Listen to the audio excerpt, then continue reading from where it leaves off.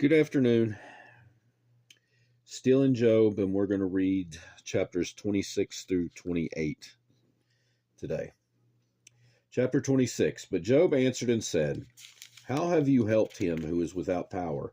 How have you saved the arm that has no strength? How have you counseled one who has no wisdom?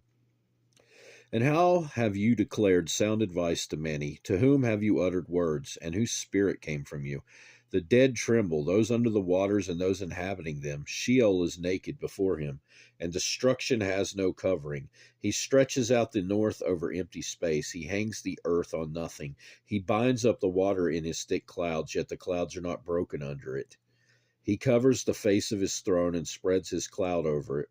He drew a circular horizon on the face of the waters. At the boundary of light and darkness, the pillars of heaven tremble and are astonished at his rebuke. He stirs up the sea with his power, and by his understanding he breaks up the storm. By his spirit he adorned the heavens. His hand pierced the fleeing serpent. Indeed, these are mere edges of his ways, and how small a whisper we hear of him.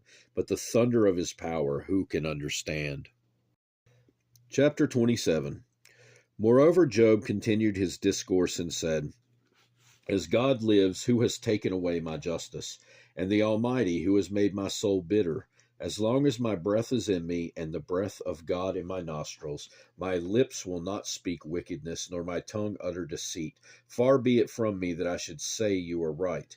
Till I die, I will not put away my integrity from me. My righteousness I hold fast, and will not let it go. My heart shall not reproach me as long as I live.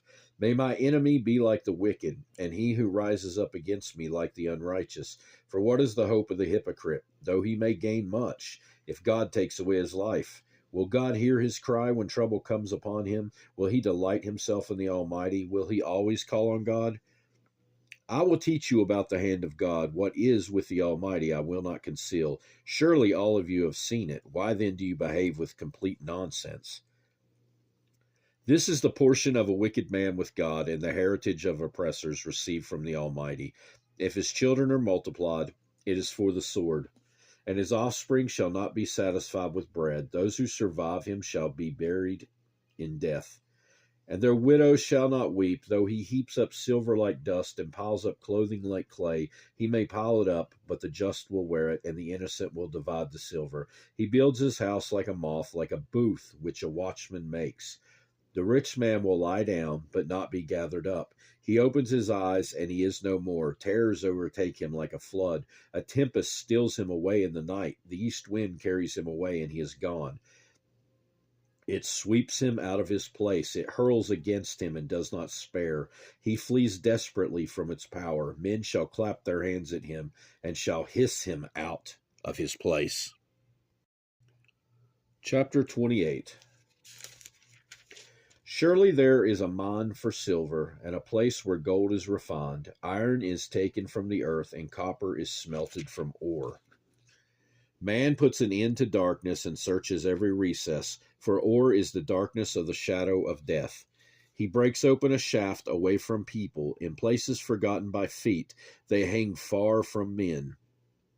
They swing to and fro as for the earth, from it comes bread, but underneath it is turned up as by fire. Its stones are the source of sapphires, and it contains gold dust that path no bird knows, nor has the falcon's eye seen it. The proud lions have not trodden it, nor has the fierce lion passed over it. He puts his hand on the flint, he overturns the mountains at the roots, he cuts out the channels in the rocks, and his eyes see every precious thing. He dams up the streams from trickling. What is hidden he brings forth to light. But where can wisdom be found, and where is the place of understanding? Man does not know its value, nor is it found in the land of the living. The deep says, It is not in me, and the sea says, It is not in me. It cannot be purchased for gold, nor can silver be weighed for its price. It cannot be valued in the gold of Ophir, in precious onyx or sapphire. Neither gold nor crystal can equal it, nor can it be exchanged for jewelry of fine gold.